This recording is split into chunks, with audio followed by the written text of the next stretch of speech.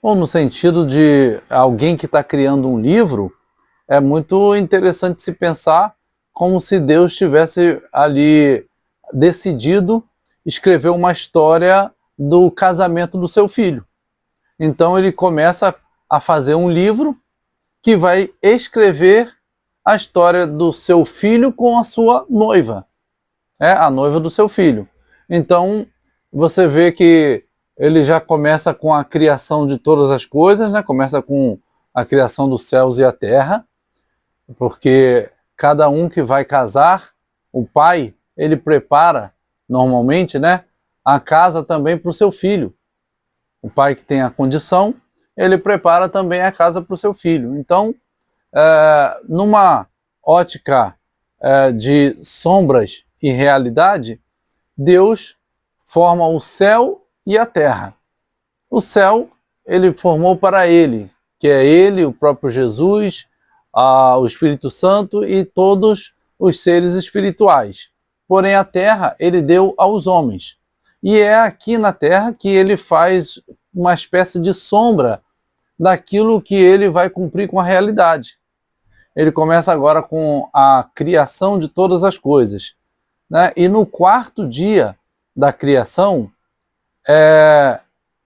ele tem o elemento Sol sendo criado. E a gente vai ver que no decorrer dos milênios, no primeiro milênio, segundo milênio, terceiro milênio, no quarto milênio da criação da Terra, Jesus vem para a Terra.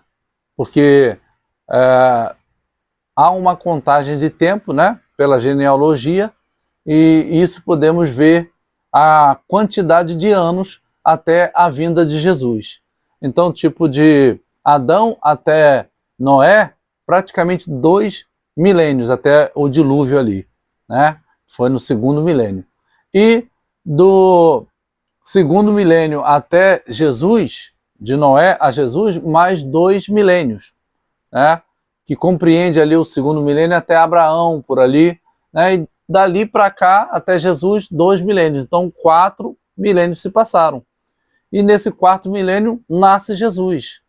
E Jesus é chamado de o Sol da Justiça, lá no Antigo Testamento, né, pelo profeta. Diz que ele é o Sol da Justiça. E isso é muito interessante, porque o Sol foi feito no quarto dia e Jesus vem e nasce através de Maria no quarto milênio. Entendeu? Então isso a gente vai fazendo essa junção.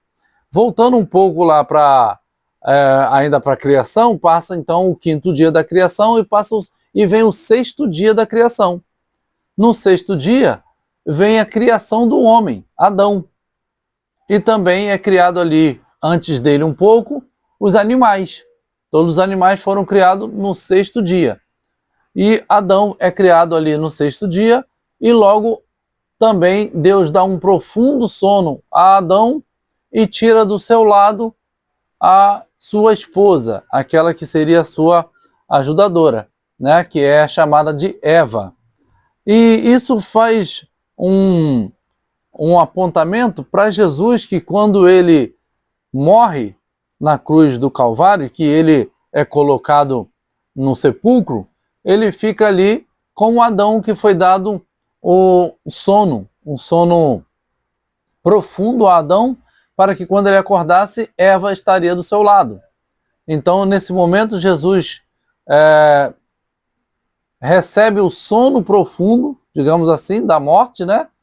E quando ele acorda, quando ele ressuscita, ele tem ali a sua igreja formada, que são os discípulos, né? A partir dali, nasce a igreja realmente, né? Propriamente dita. Jesus estava gerando a igreja em si mesmo quando ele estava no seu ministério. Porém, quando ele morre e ressuscita, a sua igreja já está viva, né? Nascida, digamos assim, a partir daquele momento. Então faz essa alusão, esse apontamento de Adão com Jesus. E desde lá, desde o Antigo Testamento, nós vemos Deus preparar esse livro histórico, né? Ele escrevendo a história sobre o casamento. né, o noivado e o casamento do seu filho com a sua noiva. Então vemos aí Abraão com Sara, vemos Isaac com Rebeca, vemos Jacó com Raquel. Então toda essa história vai apontando para o casamento de Jesus com a sua noiva.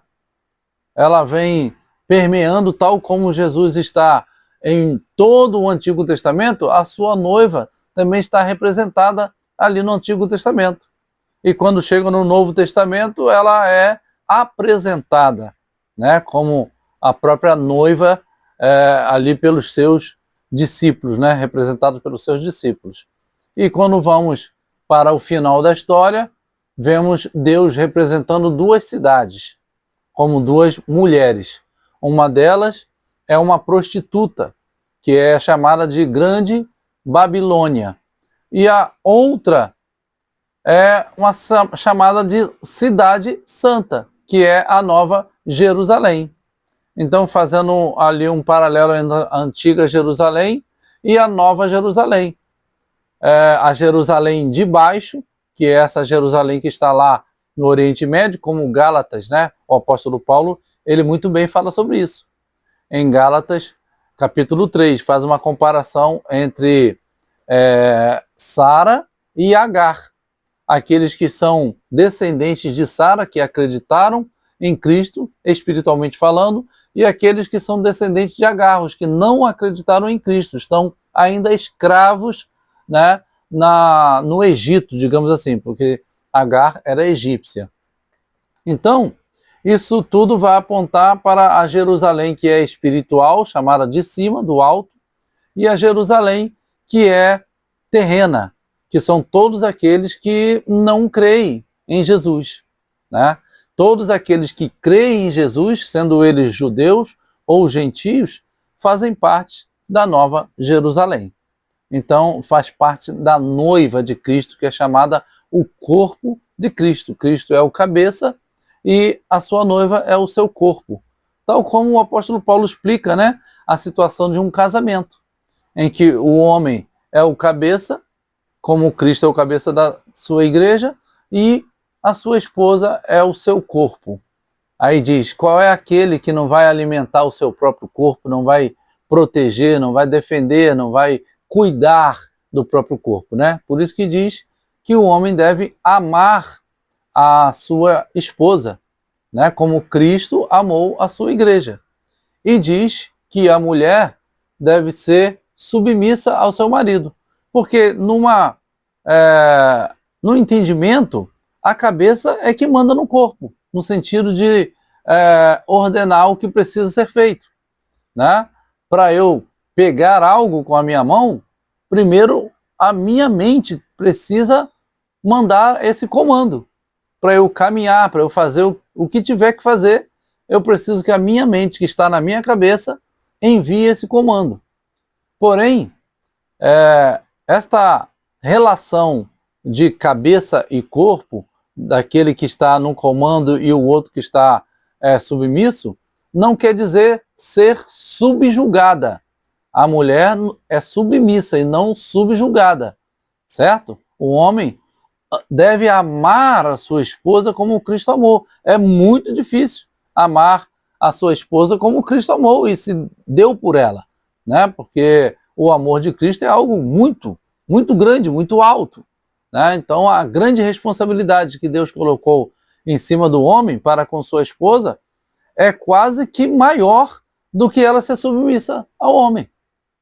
Porque ela está na questão de ser submissa no sentido de estar numa missão junto com o homem. A Bíblia diz que ela seria uma ajudadora idônea. É alguém no qual nós precisamos. Não é alguém que a gente vai diminuí-la. Não, mas é uma ajuda na qual eu preciso dessa ajuda, né? Como alguém que precisa de alguém para ser ajudado numa situação, alguém que precisa de um banco. O banco é um auxílio, não um empréstimo que alguém vai receber. Um exemplo, né? Então, esse auxílio não é uma coisa baixo, é um auxílio de alguém que pode te dar mais, pode te ajudar. Então, a mulher é nesse sentido no casamento. né? Muito bem colocado também que a mulher sábia edifica a sua casa. Olha a grande responsabilidade, a sua casa no sentido de família, né? Não necessariamente só a casa física, né? Mas ela está muito mais ali ligada a edificar a família. E o homem, ele está ali no comando, porque Deus colocou essa ordem, porque ele está fazendo um apontamento para o seu filho Jesus Cristo e a sua noiva, os seres humanos. Então, Jesus, ele é muito mais do que o próprio ser humano. Não que o homem seja mais ou maior do que a mulher, mas Deus estabeleceu a sua ordem, né?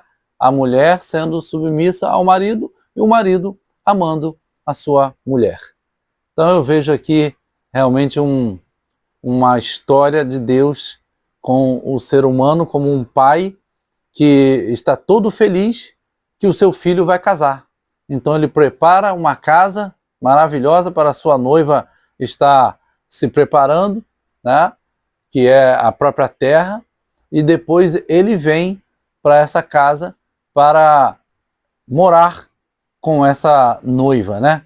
Vai preparar isso tudo e ele está fazendo todo esse arranjo e no final ele nos faz como a sua própria casa, porque vai dizer que ele vai tabernacular conosco, né? Essa é a frase que está lá em Apocalipse.